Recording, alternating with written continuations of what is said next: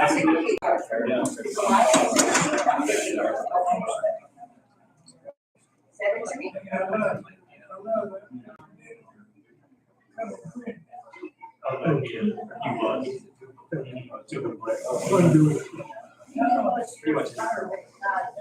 give everybody else the daylight. I'll take the night time.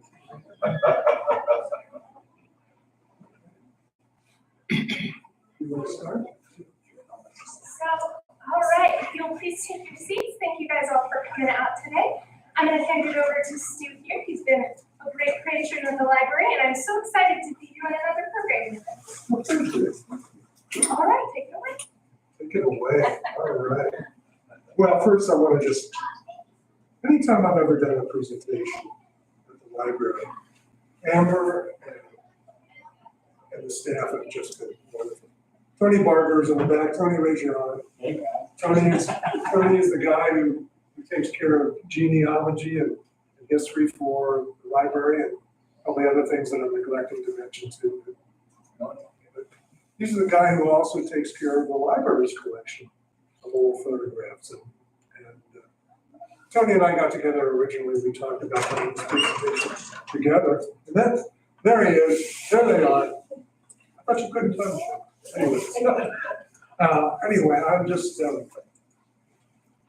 I can't tell you how much I really appreciate all the help that the library gives me. And that's enough of the commercial for me. I'm a collector at heart, much to Marla's chagrin, I think. But I have always loved antiques and photography. And for years I have been an admirer of the wonderful wooden boxes and gleaming brass lenses and beautiful brass fittings that the cameras of the mid-1800s had. And it's just, to me, they're almost like, I don't know, pieces of artwork or pieces of sculpture. They're just stunning. Keep in mind, back in the mid-1800s, there weren't any photographic factories around. Just enterprising people that really were fascinated with the nature of light, and they just really, they built beautiful boxes that had light-sensitive plates in them, and they trial and error. They finally figured out the optics and the chemistry, and they finally figured out how to fix an image in time. Because prior to that, they knew that the things that was like silver would darken over time. I'm going to try not to get into too many weeds here, but they finally figured out the chemistry, but it took a long time to get there. Only centuries. Well, that is. So what began as my desire to acquire a few 19th century cameras and photographs really morphed into building a collection that told the story. And so what I would like to do tonight is just share a little bit about that story and how cameras and photography not only enriched people's lives, but to my way of thinking, they also were a real pivotal point in history with what I refer to as democratization for humankind. It sounds pretty highfalutin, I guess. I'll have to explain a little bit more of that as I go along. But first, I want you to try to imagine a time before 1839, when there were no photographs. I mean, it's almost impossible to just kind of picture a time like that because they're ubiquitous. They're everywhere. We carry them around on our phones. It's just hard for me to imagine a time. So what I wanted to do, let's start with the first slide here. Since the only images that were made before 1839, they had to be made by artists, okay? Because there wasn't photography. And if you wanted to have something, whether it was a portrait, a scene, you had to have something that was either painted or etched or drawn or engraved. This item right here is one of my earliest things. It's called a zonoscope. And it's basically an optical device. could have been in a very nice home or in somebody's parlor or in a study. And basically, what it did was it gave you an opportunity to take a scene like this one here. This was called a vue d'optique, French word for optical view, also known as perspective view. And what happened is, this was cheap thrills back in the day. You could put it on a table. There was a mirror on the back of this thing that reflected it. This is a big magnifying lens right here, and you were able to view different scenes that you could purchase, or maps, or whatever it was that you wanted. So this was a Zoberscope, and I bought it from a fella in the Netherlands probably about 30 years ago. I just love the sculptural design of it. So next picture. So the kids also had a great time. This is a magic lantern, and this is a little bit later one. This is from 1880, so this was during the photographic period. But what I wanted to point out was these beautiful glass slides. These were hand painted. This was an early projector. We had a kerosene lamp down here with an open flame, little chimney. We had a magnifying lens here. Check this guy out. This guy is so cool. I mean, they call him Atlas sometimes because he was like holding up the world. But this was a projecting device. And the hand-painted slides are stunning. They were weird. I mean, they would have pictures of people, animals riding on people, people riding on animals, just nutty scenes. But that was entertainment back in the day. Okay? The other question for me with this kerosene lamp is how the kids didn't burn the darn house down. This open flame, and hopefully they were supervised. Anyway, next slide. Any of you familiar with the term camera obscura? You've heard it probably, right? Scott, you know it. Literally in Latin, it means dark room. These were the earliest cameras. They weren't photographic, but they were early. This one here is a wooden camera obscura. This guy right here. And this was an artist's sketching device. So for centuries, even going back to Aristotle, people knew that if you had a totally dark room and you had a small hole in one wall, whatever the scene was outside, the light would come through that hole and it would be projected on the back wall, upside down and in reverse, because that was the physics of light, a light trail. But this was an artist's sketching device. And over time, you can see here, there's a light coming through the lens. This is just a side view of this. Hits a mirror on an angle, gets projected up to a ground glass, a sketching surface. This is the ground glass back here. I don't know if you can see that very well. And light would come through here, hit a mirror on an angle, get projected up here, and they would sketch with that. And so this was a wooden camera obscura. This one was probably 1820, something like that. It's an early. But they had them even earlier, and then they had them later too. But in addition to the wood camera obscuras, next slide, please. They had brass ones. This is a brass camera obscura. You can see how it's sitting here on top of this tripod. And it was called a tent style camera obscura. They had some that had really large heads, mine has got a smaller one here. But basically, light would come in, hit this mirror, and get like this, get projected down to a sketching surface. The artist would take the tent and enclose himself so he's totally in the dark and has no extraneous light coming through. And this was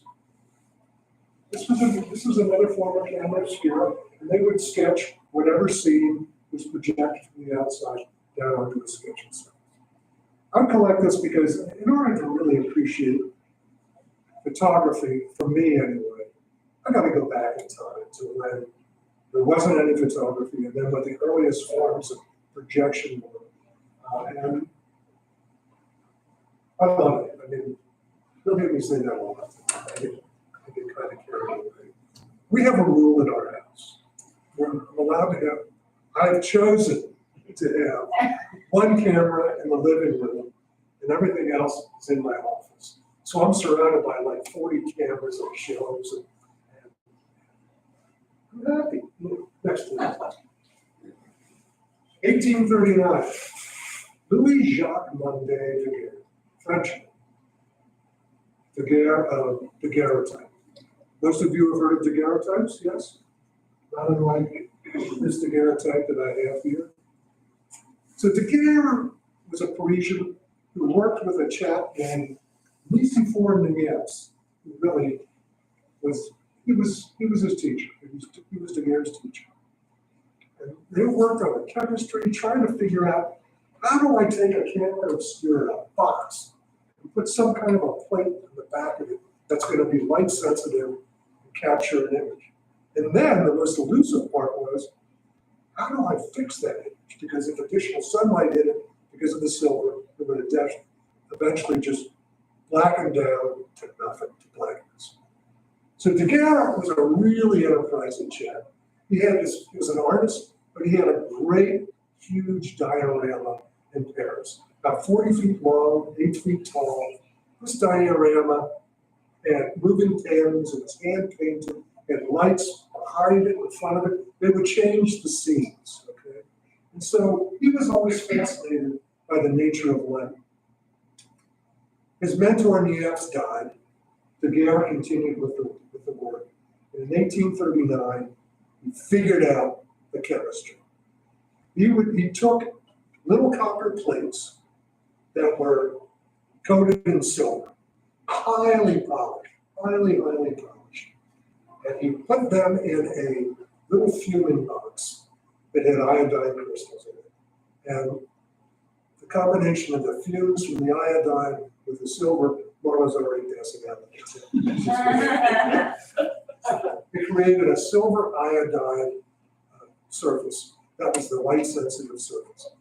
Put that in the back of a camera, took a picture, rushed over to a mercury fuming box, took the glass plate that had just been exposed, not glass plate, the metal plate that had just been exposed in there, and the mercury fixed the image.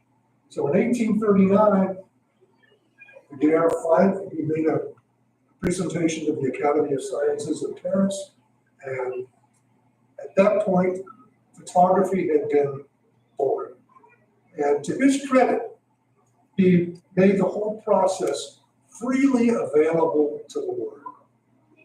And except for in one country, England, he made them pay a subscription for it because he had a competitor over there named William Henry Fox Talbot. That's a different story. Let's go to so here's this daguerreotype right here.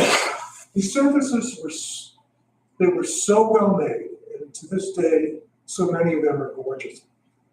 They were affectionately referred to as the mirror with a memory. And I just think that's such a charming way to talk about photography. So 1839, Daguerre makes his announcement. And when he makes the announcement in Paris, an American named Samuel Morse code, was over in Paris. Daguerre was fascinated that Morse had figured out telegraphy, the telegraph, and he Daguerre gave Morse a daguerreotype camera and he explained the photographic process. Samuel Morse came back to America. He was the first American to introduce the daguerreotype process in the United States. And after that, the states went nuts with it. There were daguerreotype galleries and studios, New York, Philadelphia, Baltimore, Boston, all up and down the Eastern Seaboard. And they just, for the next dozen years or so,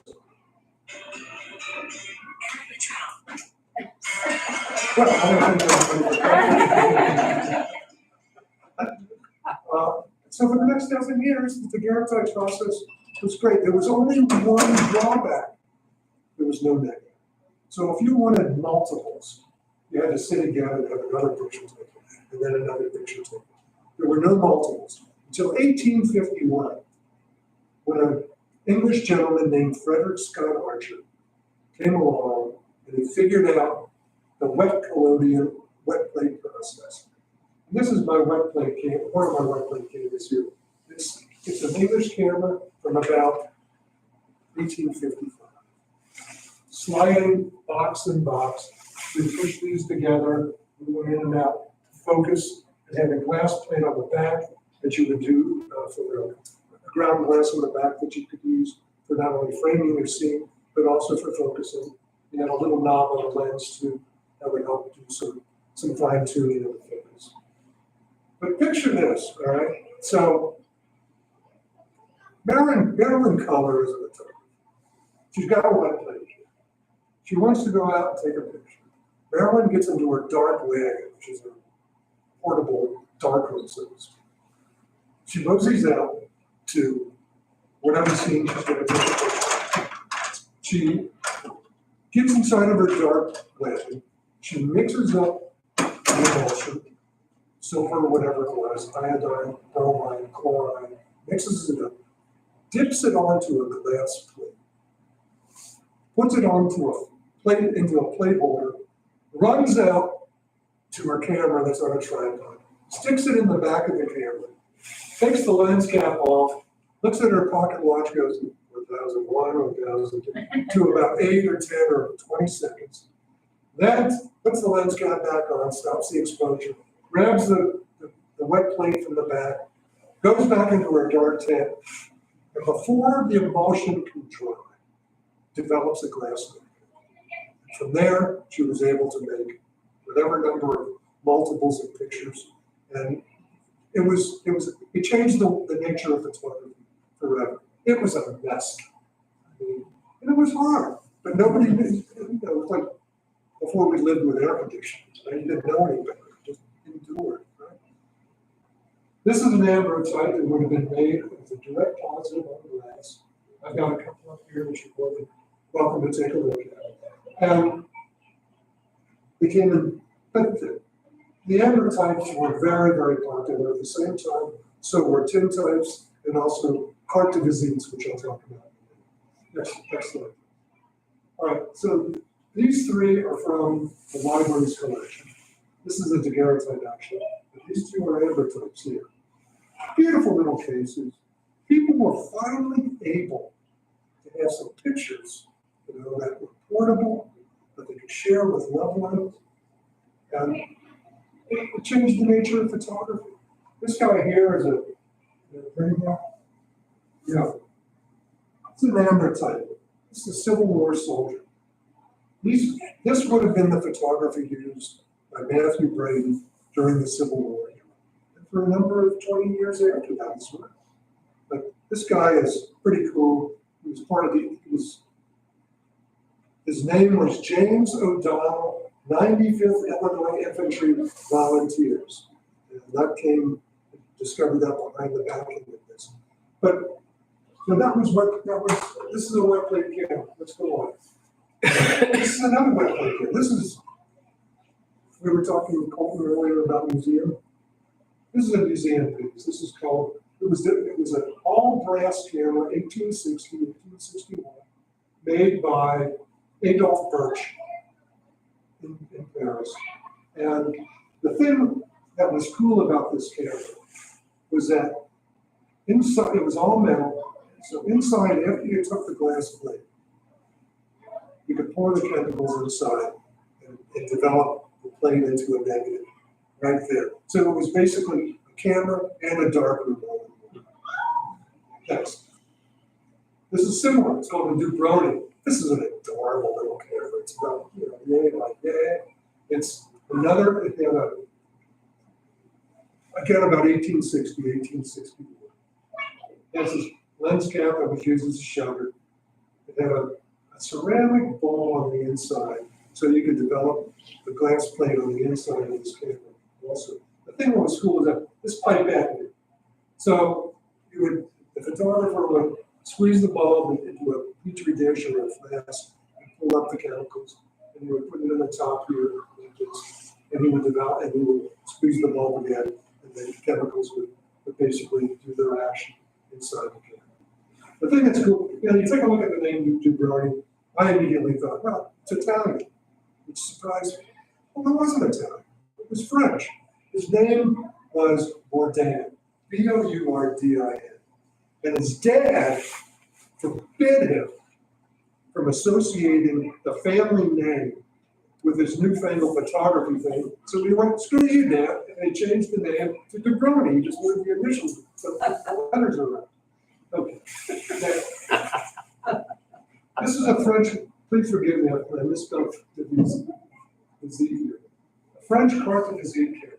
Well, these guys, these photographers, they had to make a living, and so they were looking at the economics of this thing, and they figured, we can take 4 pictures at one time with 4 different lenses, and then we can cut them up, and we can mount them on the cabinet, onto the cardstock, and make it using our human prints. I love this camera. I mean, it's French. It's you see this little tab up here? There's another one down here. Well, here they are right here. So these are like 2 tambour doors, the 2 bolt test doors, and they were present for 2 reasons: to protect the objects, the lenses, and that was the shutter. So you went, and that was it. That was your shutter. Okay. So, but the thing that was significant about these carte de visites like this guy here, how beautiful it is.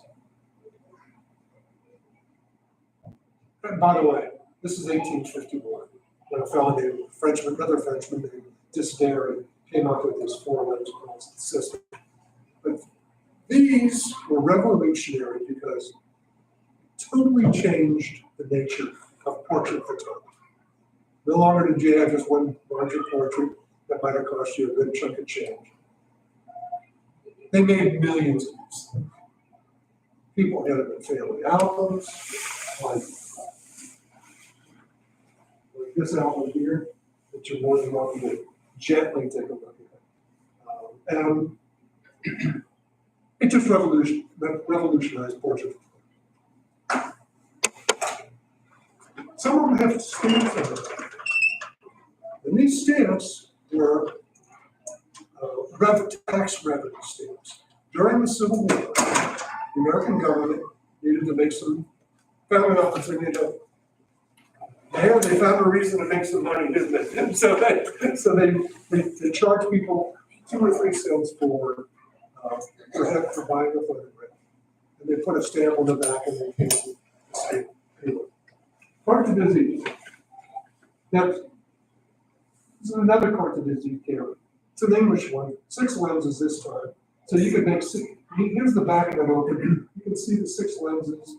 There's a septum here so that light didn't migrate from one picture to another, just so it didn't overexpose them. There's a side view of the camera, sliding box again for focusing. And the crazy thing to me was no name on it. And it wasn't unusual. There were a number of cameras that were manufactured, beautiful things, that didn't have names on them. Many did, and many others did not. And I would have put neon on it. I mean, if I had, right, Tim? So this was, you could make carte de visites, like I just showed you, or tintypes. Okay? And they were ubiquitous all throughout the 1850s, 60s, 70s, and the early part of the 1880s. Next. This is a 4-lens carte de visite camera that made by a company named Roush in England, W.W. Roush. This is again about during the Civil War era, but it was British. So here it is with its flap shutter, it's closed. Here it is with it open, reveal took the exposure and then shove it back up to finish the exposure. Took 4 pictures at one time, like this guy here. And the thing that it's a stunning condition is good. You see this black here? Well, I said that wet plate photography was a mess. So this is some of the emotion that got dripped onto this on the inside of this flap shutter. I don't know if you can see it, but here you can see some gray staining you and you, a little bit down here, more up here. We collectors like to see that because that is the emulsion that dripped, the wet emulsion that dripped out of the wet clay holder. And basically just put it out into the window. You know? But it confirms that it was a wet clay drawing, which I knew anyway because of it. But it's affirmation that it was a wet clay. Next one. Daguerre changed the nature of photography. Carte de visite changed the nature of portrait photography. Stereo became a rage. 3D imaging, right? Like what you see here with this. We've all seen stereopticons, stereo viewers like this. So, but what it did was that it gave you a 3D view. It didn't, people didn't, it was another form of entertainment.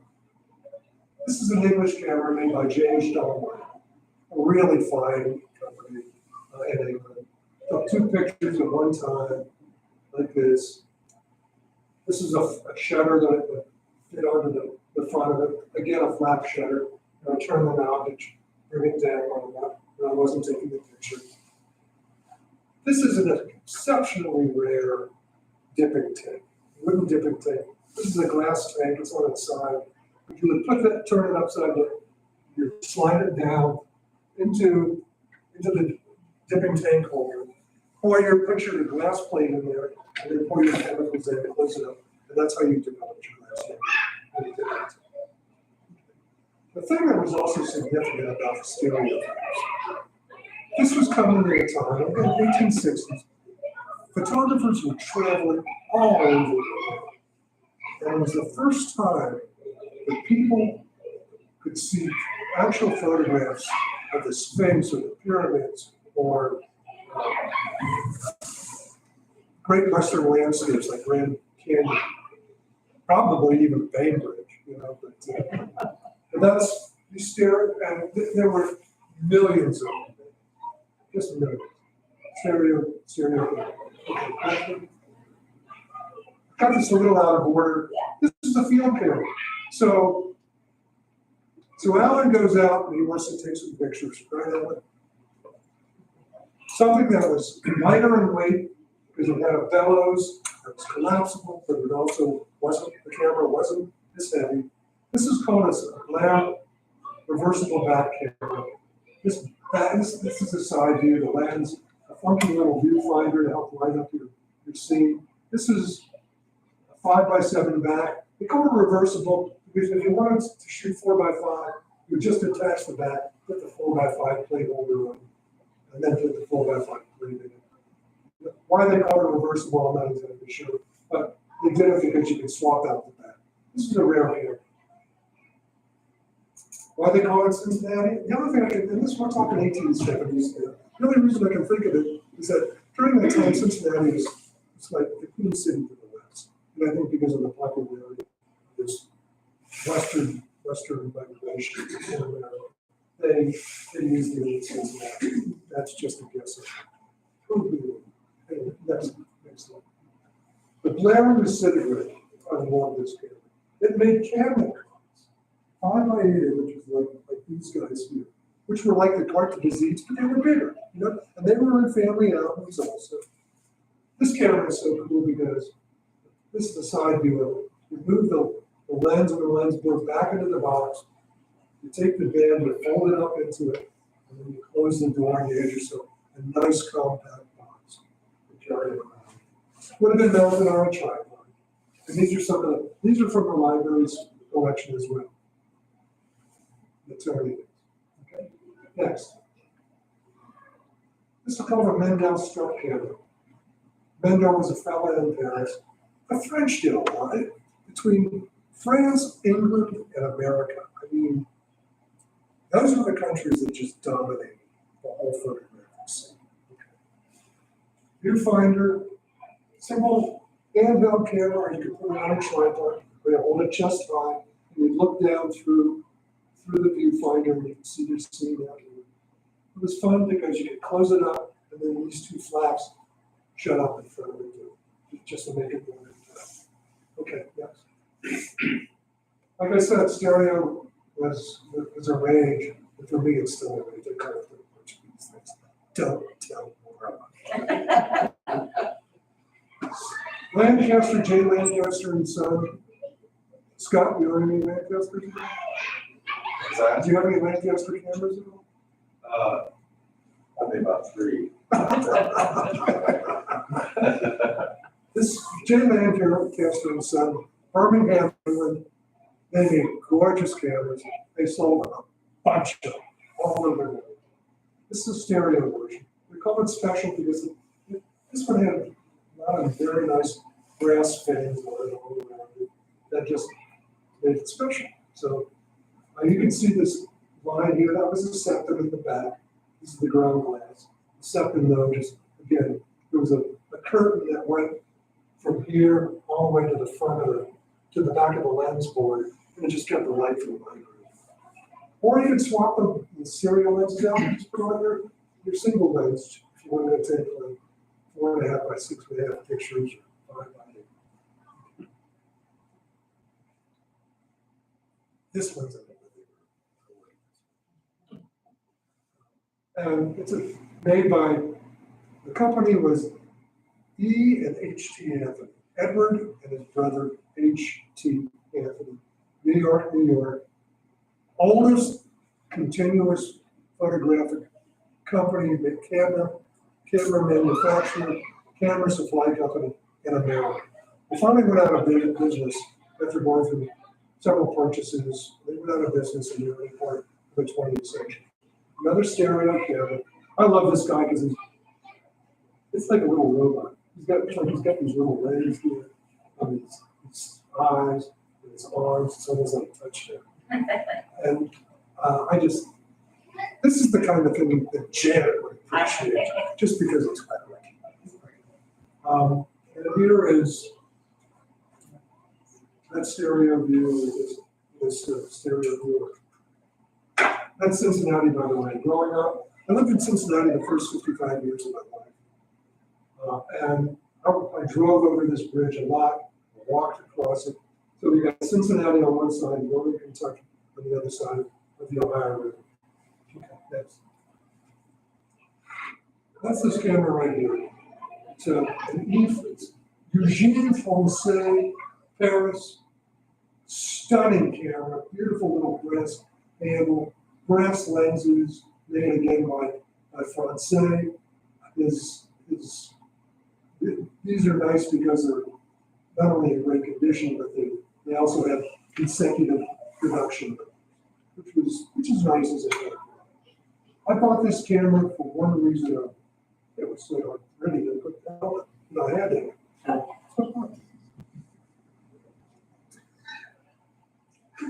We'll talk later. Next, please. This is another stereo camera made by J.F. Shoe Company, London, England, W. Shoes. They all ordinarily make single lens cameras. This is a stereo, which is, I had never seen it before. It folds up into the box, and these two flaps here, one here and one on the other side, they enclose the camera for trades. I love it because it looks kind of like a butterfly, the woodwork here, or a bow tie or something. It's a pretty camera. Next, please. So what do they use for viewing these things? They use all manner of stuff.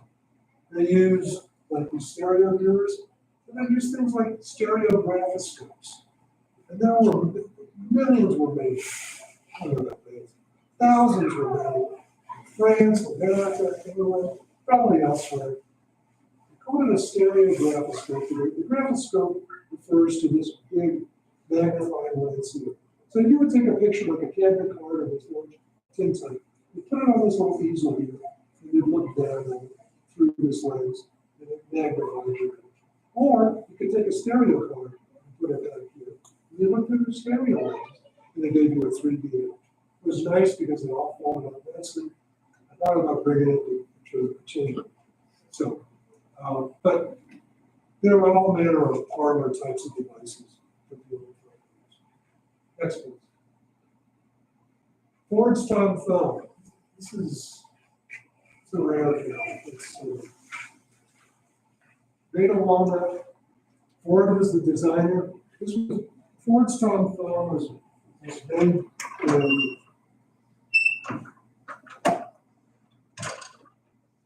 1889. You basically have a beautiful little camera in a box. This is a lens cover. This is the lens here. The controls are over here. This is the camera right here, and it fits inside the box. The thing that's nice about mine is that it's got a really nice paper label. Even if you can ever find a camera, a lot of times the labels are just trash. So Ford was the guy who designed it, and then a fellow named Max Jurio in Jersey City, New Jersey, manufactured the camera in the boxes. Next please.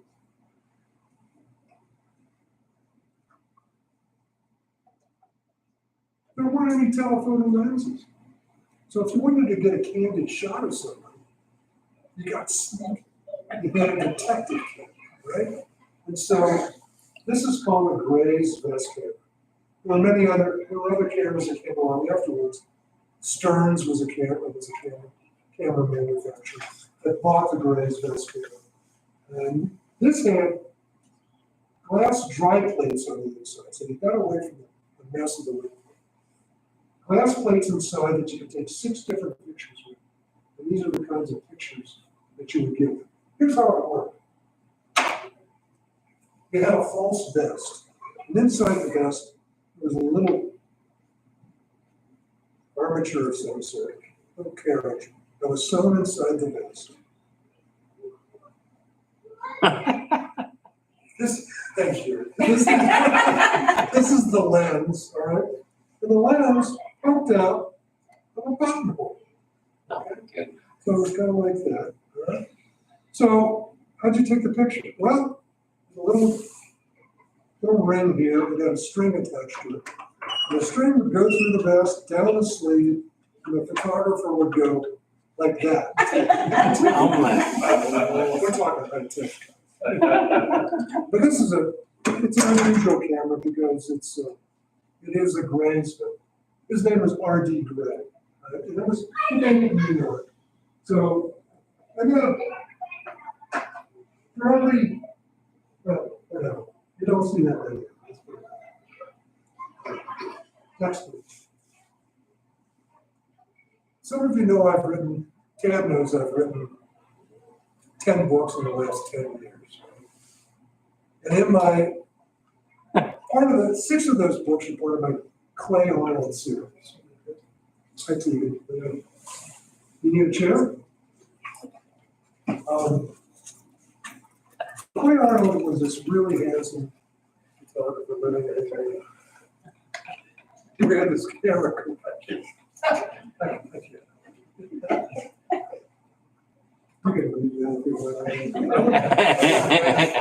Anyway, so Clay, in book 1 of the 6-book series, his fiance is a doctor in Broadway. She's murdered by domestic terrorists. Clay ain't happy. The love of his life is whacked. All right? So he becomes an avenging vigilante. Well, he and 2 of his buddies were pretty techie MIT guys. They go into Clay's collection and find this huge. Now this camera is about the size of a deck of cards. All right? Here's a side view of it. The lens was here. The back of it is far more interesting. It was stamped metal. I don't know if it was aluminum or some sort of metal. And the back is just beautiful because it's funky. The Demon, the wonder of the world, sole manufacturers, the American Camera Company, London, England. You know. So his buddies took his camera, Clay's camera, and they electrified it. And Clay would carry this little gizmo around with him. And he'd zap people with it. It's like a taser. And he would kill people with his camera. I have a vivid imagination. Anyway, so I looked, you can't find these. And I finally Anyway, because it had glass plates, sorry, it had glass plates that would go into the bottom of it. It was a little plate camera for dry plates, okay? Next one. Another detective camera, the Scoville antique detective camera. They made it to look like a workman's toolbox so that they could get candid shots. The plates were back here. This is the back of the camera. Took the back off. Round glass was here. This is the front of the camera. I opened it up so you can see the lens. Here you have the shutter, and it had a string set on it. You would pull the string, and that would cock the shutter. And then you would press this button up here, and that would take the picture. Looks like a workman's toolbox. Who knew? Okay, next one. This is a real little camera. Janet, this is your. It was made in, when was it made? 1901. I try not to go beyond 1900, but I love this camera. The full leather bellows, made of aluminum, again about that big. Folded it up and we've got the thickness of your hand. And this is a little front that just helps hold it up. You would fold that up. But this little camera, leather bellows, beautiful little camera. Some people call it the Griffin Seiko. I prefer to call it the Psycho. I mean, it's just I call it the Griffin Seiko. What do you call it? Next, please. Company Français de Photosphere, the photosphere. Bell-shaped camera with a shutter inside, viewfinder. There's a plate camera for dry plates. Again, ground glass on the back. The thing that was cool about this, leave it to the French. They made a stereo version. They had two of these bell-shaped apparatus at the front. Record just high. If you used your fertile imagination, you kind of look like a portion of a movie. So, leave it to the French. That's how we actually love you guys. Yes, please. Steve, I have a question. You were talking about wet plates and dry plates. They're both negatives and can create multiples. What's the difference between them? Well, the wet plate was, as I mentioned earlier, the photographer had to mix up his chemicals and drip it onto a glass plate and take the picture and develop it while the plate was still wet. Dry plates were manufactured professionally, and you could buy a box of dry plates that didn't require anything other than loading them into your camera and taking them out in the dark. But beyond that, it was a great advancement because you didn't have a mess, you didn't have to mix up your own emulsions. You could just buy, a box of dry plates the same way that you would buy like a roll of film. So it's a predecessor to rolls of film. Exactly. I had a question. On the shutter release, how do they know how long to keep the light coming in? Today, the modern cameras do it in the second or whatever. On these old cameras, how long did it take for the image to go into the plate? Well, it depended on how much sunlight was out. For what?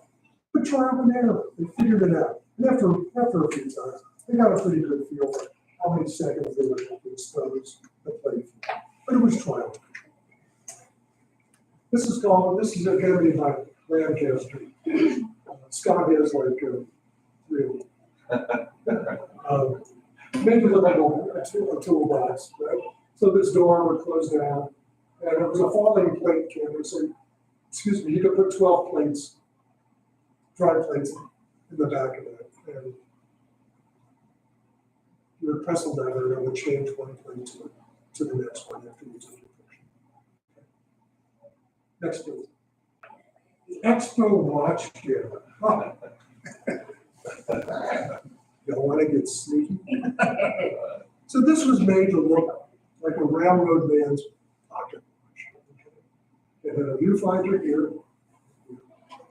It had, can't see it here, but the shutter was behind this little knob. You would take it off, dangle from a chain. You would take the camera, you would cock the shutter, and you would take the picture. And then you would put the cap back on it until you were ready to take your next picture.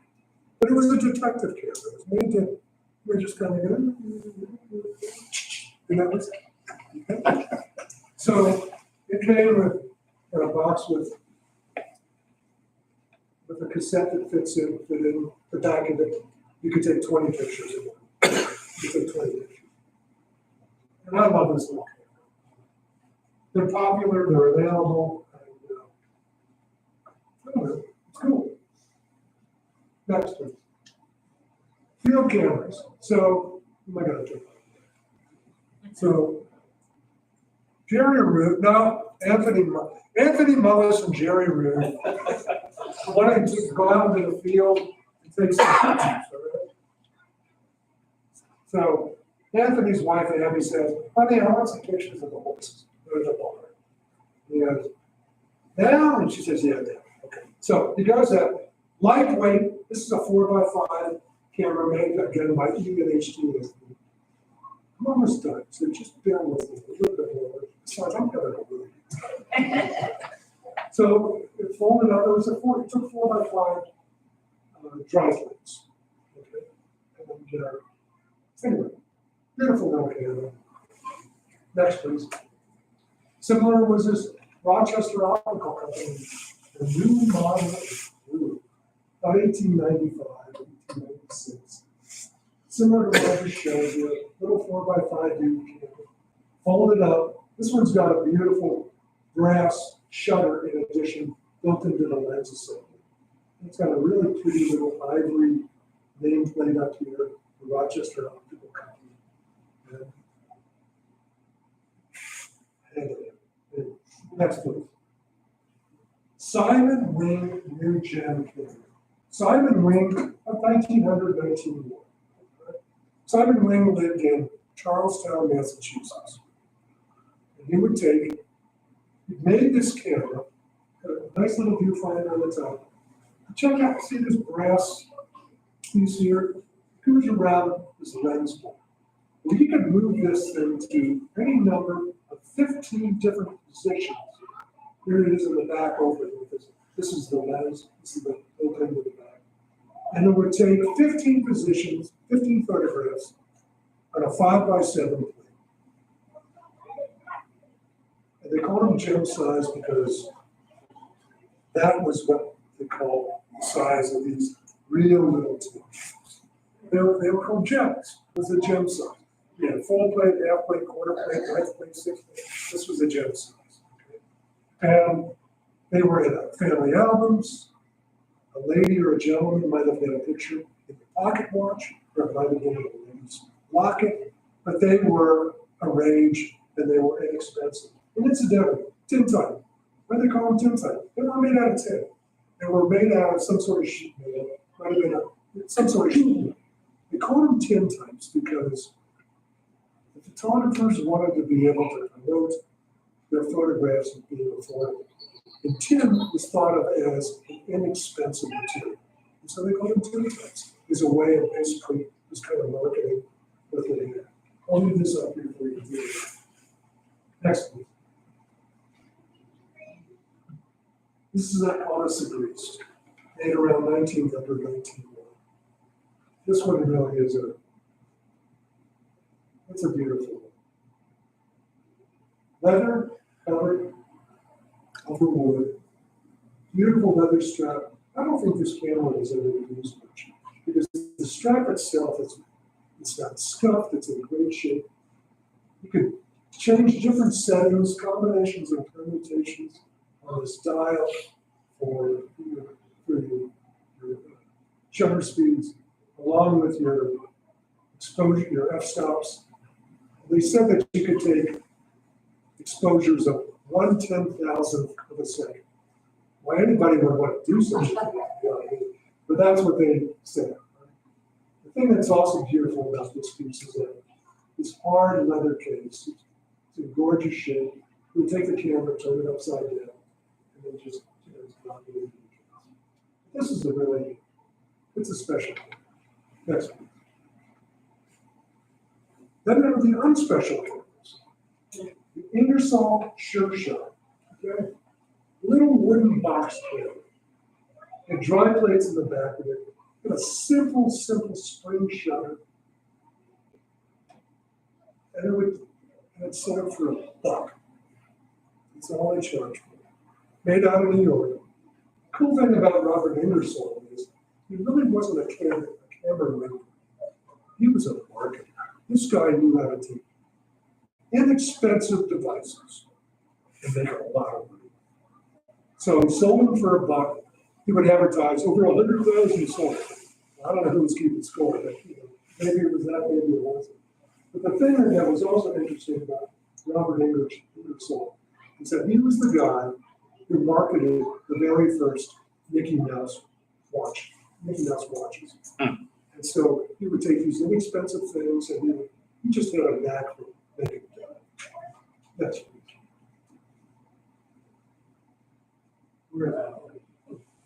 So earlier I showed you my new gem camera that could do the 15 different positions. In England, a chap named Butcher made the Butcher's Royal Mail camera. Again, a small plate in the back, 15 lenses, you press the top here. That was your shutter release. And why did they call it Royal Mail? Well, they took real small pictures that were the size of a postage stamp. And because of that, they called it a Royal Mail camera. It's an easy way for people to do it. This is a really good piece. I'm still trying to convince Marla that the ball is next. 1839, Daguerre introduces photography. The Daguerre. 50 years later, a guy named George Eastman Kodak, comes along. And he figures, and Eastman was making large cameras in Rochester, New York. He was also making dry plates. He sold a lot of dry plates to people. Sold a lot of dry plates. But he figured, there's got to be a better way. This is the very first film. Here it is, a little box camera. This is a little lens cap, green felt, pretty cool. I took the lens board off just to show you the shutter mechanism. You pull this knob up, it's attached to the string, I would cock the shutter, and you press the button on the side and take the picture. Took these circular pictures. I didn't bring those with me. But he liberated the genie because now people could afford an affordable camera that had roll flip. You didn't have to mess with plates. You didn't have to mess with the door. What you had to mess with was this. 1889 camera sold for $25, $26. It came preloaded with a roll that you could take 100 pictures, 100 exposures on this roll. Once you took your 100th picture, you would send the camera all the way back to Rochester, New York, to Eastman Kodak. They would send you for $10. They would send you your pictures from that 100 roll and your camera reloaded with another 100 shots. Perhaps you've heard the expression that Kodak used. You press the button and we do the rest. And that's where that came from, this concept of you take the picture, you send us the camera back, we give you your pictures, and we launch your camera for you. Next one. Kodak also made these other box cameras. These were called the A, B, and C ordinary Kodaks. This is the A, the B, and the C. I took the lens boards off just so you can see the lenses and the shutter mechanisms and the details. The thing that was crazy was that they called them ordinary because they weren't covered in leather. But collectors today, I imagine you might agree, collectors today find the beautiful woodwork in the ordinary Kodak a lot prettier than the leather-covered box cameras. I do. Next one. We've all seen cameras like this, I would imagine, different iterations, different variations. This is called the Kodak Pocket Folding #4. This camera was a beast. It took 4x5 pictures on roll film. It's about this big by yay wide, and how you haven't put it in anybody's pocket is beyond me. You need to have like this, like a Harpo Marx trench coat where you can, put your camera in. So, thank you for that. Next, please. Kodak #2 Brown.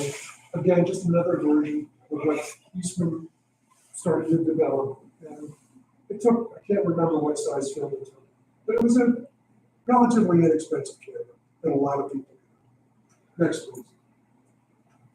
Putnam Marvel. I wanted to save it towards the end because look at this thing. I mean, is that just about as pretty as it gets? Marla, what do you think? I would love to have a few of those. I mean, yeah. She's so big.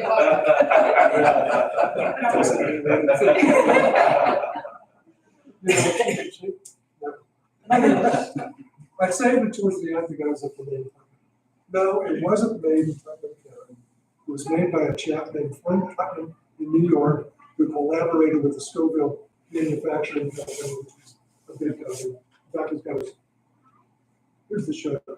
It was made with this beautiful Scoville waterbury lens. It's in virtually mint condition. Anyway, took 5x8 pictures, so it would have been a camera that took the category size. Next, please. I really never got into cinema that much. I felt this in the mid-80s. This is a little, it's called a Path 8 Baby. It's a little horror movie, 1926. Motor drive over here, took about, and you could either buy a blank film cassette, put it in here, take your own home movies, come back, show it in your own little home projector, or you could go out and buy, Pathx was a big company, Pathx or Pathx. Even growing up, I remember a good one theater, and before the movie started, they might show a newsroom at the theater that they had. They did a lot of it. But these, I got this box, came with it, with 50 films, cardboard, original cardboard boxes. They had metal film cassettes inside the boxes. And I showed these because this was a movie about Will Rogers. This was our gang. Lillian Gish, who was a big darn deal in the silent film era. And then these were some film clips made of when Lindbergh arrived in Paris in his transatlantic flight. This was the ticker tape parade. Here was Lindbergh's welcome home in New York, the ticker tape parade. But they made like over 100 different titles. And they had some, I think some weird stuff. But one of my favorites was a movie called Death Battle with a Walrus.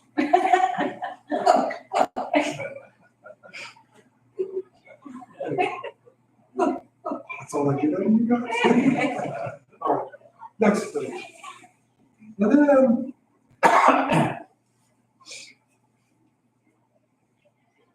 ever heard the expression, what's the birdie? Here's the birdie. They were manufactured and mainly used in a professional's photography studio. There'd be a tube that came off the back, off the side, with a little rubber squeeze tube. You put a little water in this reservoir down here, and when you squeeze the rubber ball or used a device like that, it would chirp, the beak would move, the tail would flutter, and they were basically known as fascinators or tantalizers. So if you took your kid to get his portrait taken, the kid's all over the place, and he doesn't want to be there, you're losing your mind. The photographer would grab his attention by holding this and squeezing the ball, and it was a fascinator. So watch the birdie. That's, and folks, I think that's it. So, leaves one final question. Where do we go from here? Lord only knows. Anyway, thank you very much.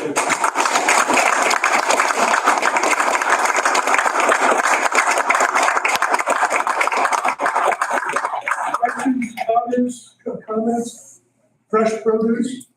I studied photography, but I'm kind of lost as to where there were photographers who went out and photographed the American West, Timothy O'Sullivan, Colton Watkins, many others. And then in Paris, there was Atget. Yeah, actually. And I was always under the impression they used big 8x10 And even bigger. and even bigger. They use mammoth plates, some of them are 11, 14, even 16 by 20, So- glass plates. So in the 19th century, they did use 8x10. Don't suggest that he might. I may have. Well, yeah, and you mentioned Colton Watkins and Timothy O'Sullivan, who were these, after the Civil War, those guys were part of Matthew Brady's team. Brady didn't do it all by himself. He had a small, we'll call it an army, a troop of photographers that would photograph battlefield scenes. And after the Civil War was all over, they went west and shot the Great American Landscapes. Like they. So where do you find these things, Stu? They seem to be quite obscure and in really good condition. Yeah, I don't want to buy anything that's not in good condition. But given that I'm after towards the tip of the iceberg quality, I can find some on eBay.